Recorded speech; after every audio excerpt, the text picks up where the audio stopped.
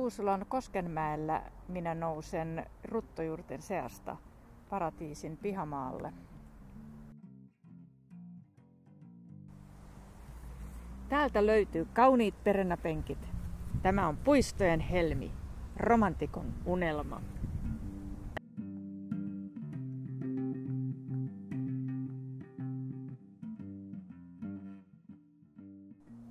Tämä on perennäharrastajan vehmas paratiisi, jossa onnistuneet kasviyhdistelmät tarjoavat kauneutta ja elämyksiä kaikille aisteille vuoden jokaisena päivänä.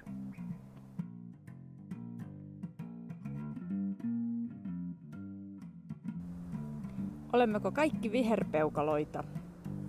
No emme. Menkäämme naapurin Amandan pihamaalle.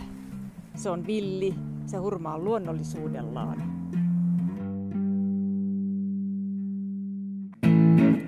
Kun hiekkaiseen maahan, jossa kasvoi lupiineja ja sitkeä pensas, sekoitetaan turvepitoista multaa, no siinä ei viihdy ainakaan tilli. Niinpä niin, tässä pitäisi kasvaa 8 ruusupapua. Kun tarkasti katsoo, löytää 1 ruusupavun, 2 muuta papua on siirretty toisaalta. Puolet penkistä on persiljan peitossa. Amanda väittää kiven kovaan, ettei hän ole niitä kylvänyt, eikä omenapuun juurella ole koskaan kasvanut muuta kuin ruohoa. No, pavuille ilmeisesti maa on ollut aivan liian kylmää istutushetkellä ja siemenet ovat mädäntyneet.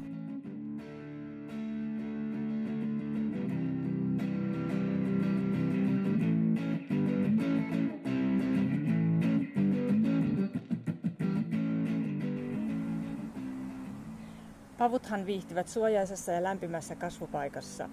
Näiden ruusupapujen kasvu jatkuu ja jatkuu ja jatkuu. No, kohta naapuri Jaakko pystyy kiipeämään taivaaseen saakka. Onni on oma komposti. Yhteisestä kompostista näkee, että kasvun ihmeeseen tarvitaan kyllä muutakin. Amanda on istuttanut kurkuntaimet aivan liian kylmällä säällä. Etualan kurpitsakaan ei näytä kurpitsalta, vaan ennemmin melonilta. Se varmistuu lopullisesti, kun ensimmäiset hedelmät kypsyvät. Osaajien kurpitsat taas kukoistavat.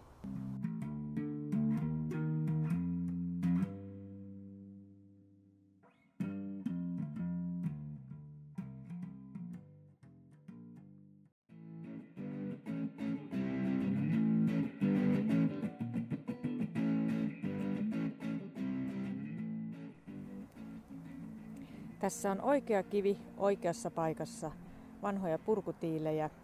Ne sopivat hyvin 100-vuotiaan hirsitalon pihapiiriin.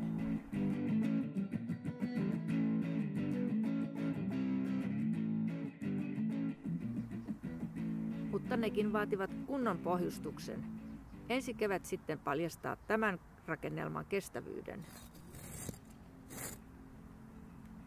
Mansikkahan ei pidä typpilannoituksesta. Mutta tähän kitukasvuisuuteen on muitakin syitä.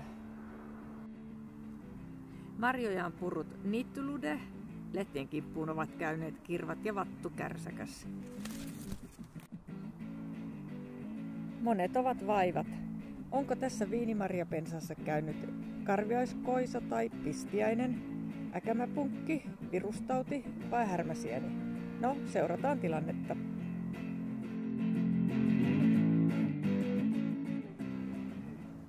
Erilaisten tuholaisten kanssa vain eletään. Niitä voi yrittää tuhota esimerkiksi rabarberin lehdistä keitetyllä pahanhajuisella vedellä.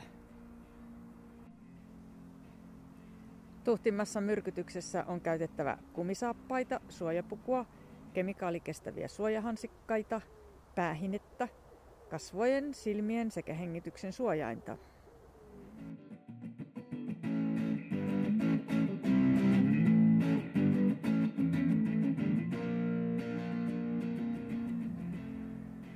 Rabarberivesi jättää vihreän jäljen, tuhtimpi myrkky valkoisen. No, Amanda kertoi pitäytyvänsä vastaisuudessa vain luomutorjunnassa. Varoaika on useita päiviä. Myrkyllä myrkytystä ei pitäisi tehdä kukinta-aikaan. Näin on tehty, mutta onneksi ainakin tämä mehiläinen on selvinnyt. Isompiakin tuholaisia, tai sanokaamme, että samoista marjoista ja vihanneksista pitäviä kavereita löytyy.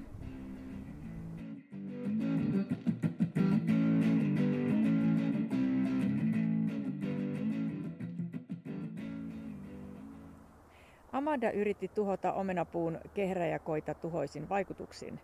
Yleispuhdistusaine Ajax ei ole tarkoitettu hyönteistorjuntaan.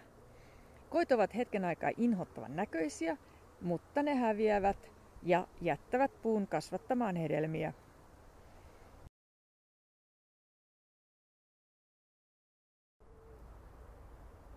Lannoitteet ovat kasvin ruokaa.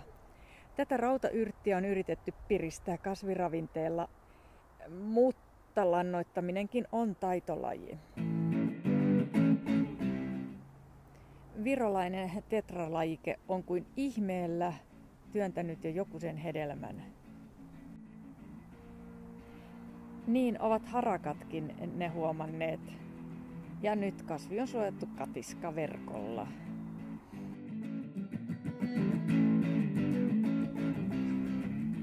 Huolimatta 3K:n teoriasta ei kasva, ei kuki, ei kuole, niin Amanda tarjoaa minullekin oman maan satoa. Papuja ja tomaatteja sekä lehtisalaattia yrttikastikkeella. Sekaan on laitettu pala juustoa ja paahdettuja kurpitsan siemeniä. Ei yksin auringonpaistetta pihamaalla.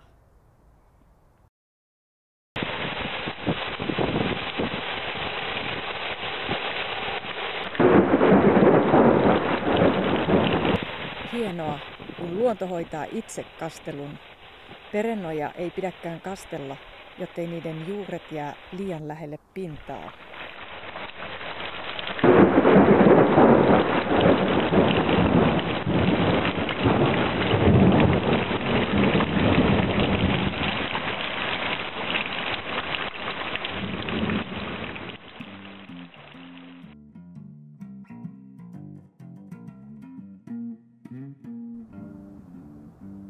Illalla minutkin on kutsuttu tänne paratiisin puolelle.